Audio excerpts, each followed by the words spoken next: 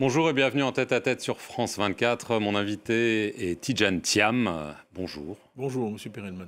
Alors après une carrière de banquier qui vous a amené jusqu'à la tête notamment du Crédit Suisse, vous êtes revenu en Côte d'Ivoire. Financier, si vous permettez. Je fais beaucoup d'assurance, beaucoup plus d'assurance que de banque. C'est vrai. Vous êtes revenu au pays, vous avez été élu à la tête du Parti démocratique de Côte d'Ivoire, le PDCI, et votre objectif est de devenir président de la Côte d'Ivoire d'ici quelques mois. Alors le 17 mars, la commission électorale indépendante a publié la liste électorale provisoire pour l'élection.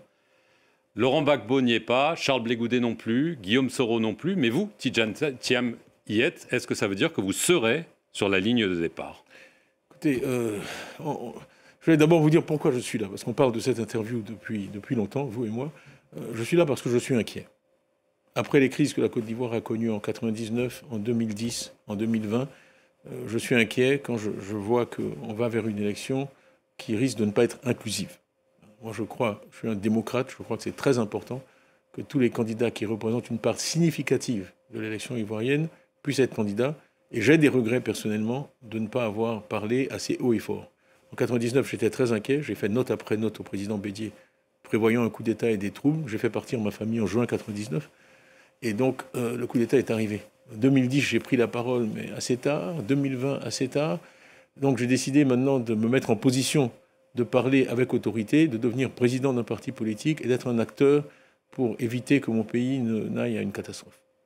Alors, vous dites que vous êtes inquiet parce que c'est une liste provisoire et que vous pensez que peut-être vous ne serez pas sur la ligne de départ quand la liste définitive Non, sera... mon inquiétude n'est pas par rapport à moi, elle est par rapport au pays. Par rapport au pays. Je dis une élection où des candidats qui représentent des millions d'Ivoiriens ne sont pas représentés, c'est un problème. Voilà.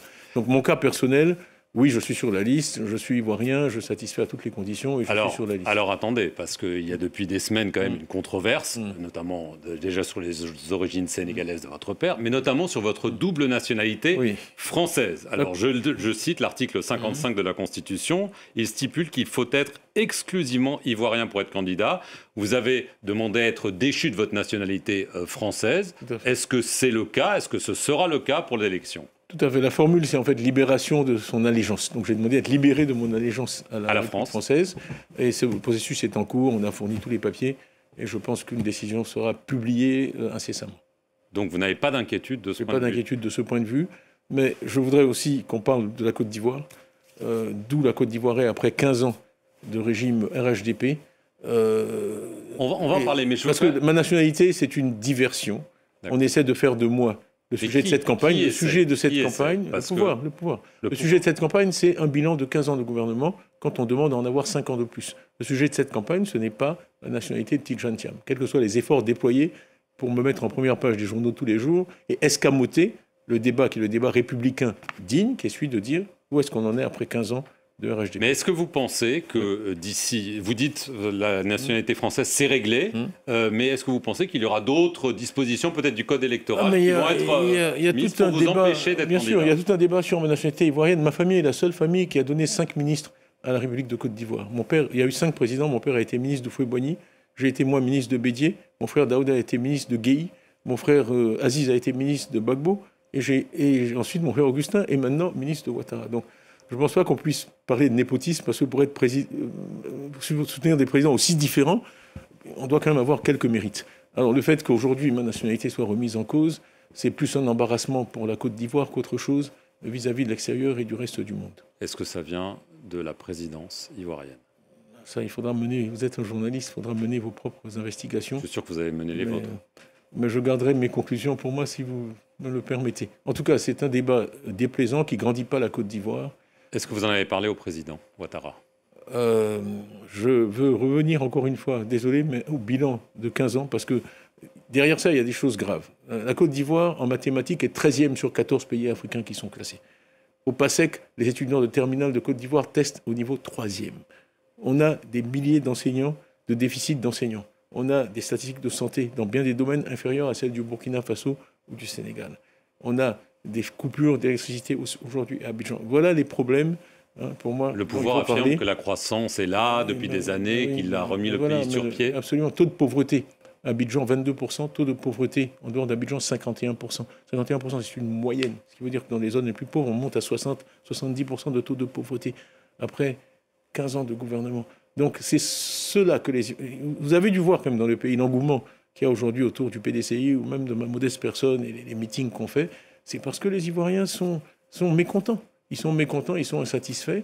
Et on part, ça c'est un des ingrédients de l'inquiétude, on part vers une élection difficile. Donc, une élection à laquelle va participer, selon vous, Alassane Ouattara. Il a dit qu'il était prêt à continuer à servir, mais il n'a pas dit plus. Je n'oserais pas répondre à cette question à sa place.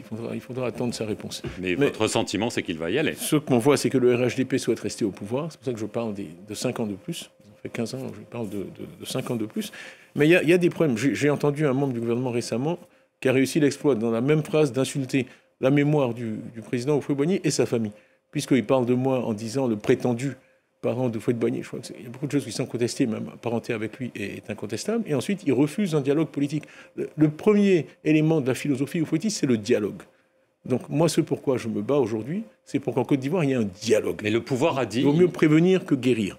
Ayons un dialogue, mettons tout le monde dans ce dialogue et on verra. Mais le gouvernement dit c'est trop tard pour le dialogue, c'est trop tard même pour la révision de la liste électorale, une demande de l'opposition. La liste électorale, vous savez très bien qu'en 2020, la révision a eu lieu en juin-juillet pour une élection en octobre. En 2015 également, la révision a eu lieu en juin-juillet. Les éléments pratiques qui sont évoqués ne tiennent pas la route. Moi, j'ai de bons contacts à la CEI qui m'ont garanti que l'opération était totalement faisable. Alors pourquoi on ne le fait pas? C'est une question à poser aux autorités. Non mais vous, si on ne révise pas la liste électorale alors qu'on a le temps de le faire, les capacités de le faire, ça veut dire que vous pensez que l'élection ne sera pas juste. Et le budget, parce que c'est inscrit au budget de l'Assemblée nationale. Donc l'élection ne sera pas juste. Ce sont les craintes, c'est ce qui alimente mes craintes. De dire, ça et va la pas... crainte, c'est quoi? La guerre civile? Ce sont des mots... Moi, je préfère vraiment ne pas envisager ce genre d'hypothèse. Nous sommes là, en tant que leader politique, pour être responsables et éviter aux Ivoiriens les peines et les horreurs qu'on a connues dans le passé. J'étais à Duéko il n'y a pas très longtemps, j'ai rencontré le collectif des victimes, je vais partout en Côte d'Ivoire, personne n'a envie de revivre ça. On peut l'éviter, mais à condition d'être vraiment oufouettiste, c'est-à-dire de se parler. Oufouet, moi, il m'a pratiquement élevé, on était très proche de lui, et il parlait toujours à tout le monde. C'est ça la base de l'oufouettisme. Donc, entre Ivoiriens, asseyons-nous et parlons.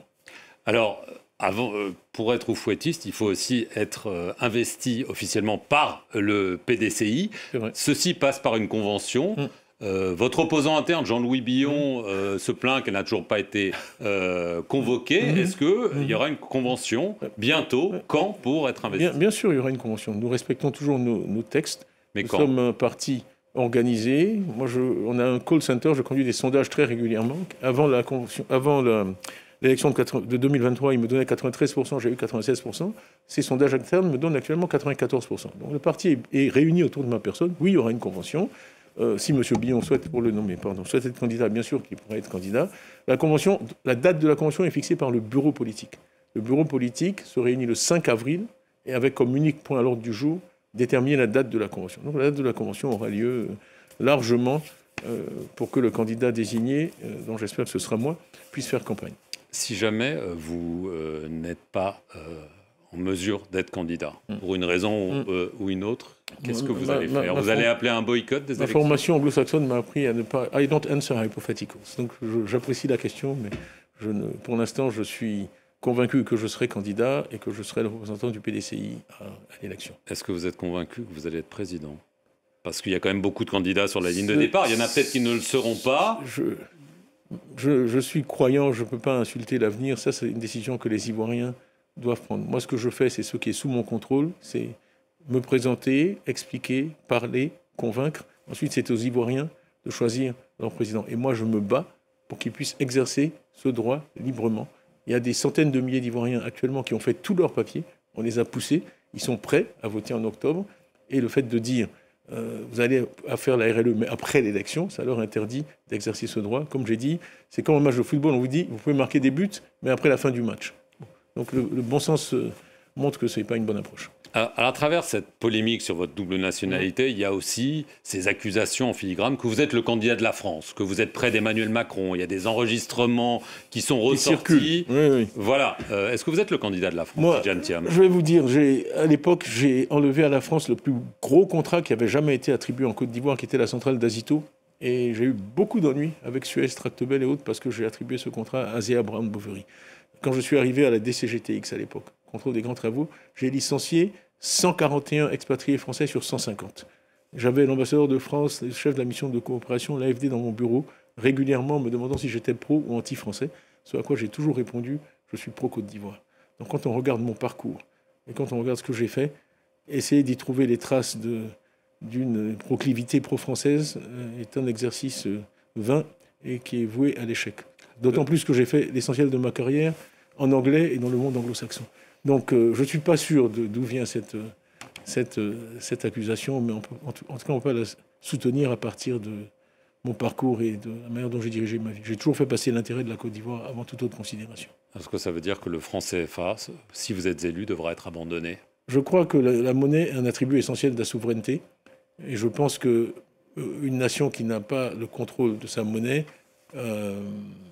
n'est pas vraiment souveraine. Maintenant, le fait d'avoir une zone monétaire, ça a de gros avantages. Et je crois qu'il faut à terme que les États d'Afrique occidentale francophone apprennent à vraiment gérer une monnaie avec tout ce que cela comporte, notamment le taux de change, notamment le taux de change, notamment la parité externe. Donc c'est quelque chose qui ne peut pas se faire du jour au lendemain. Et qui doit se faire. Ma vision, ce serait d'avoir une zone crédible, autonome, bien gérée, avec une monnaie unique. Juste en conclusion, oui. Est-ce que vous avez des craintes, même physiques pour vous, parce que vous êtes lancé dans une aventure où il y a beaucoup d'embûches? Je reçois des menaces quasi quotidiennes, certaines vraiment explicites. Des menaces de quoi? Sur ma sécurité physique. Des menaces de mort, donc? Oui, à la suite de certaines déclarations, on me fait dire que personne ne pourra assurer ma sécurité physique si je renouvelle. Qui fait dire ça? Des personnes autorisées. Par le pouvoir? Je m'en tiendrai là. Donc, écoutez, c'est comme ça. On se bat pour que ça change. La peur, on me reproche de parler de la peur. Il y a des gens qui n'osent même pas prendre de photos avec moi. On se bat pour que la Côte d'Ivoire soit libérée de la peur.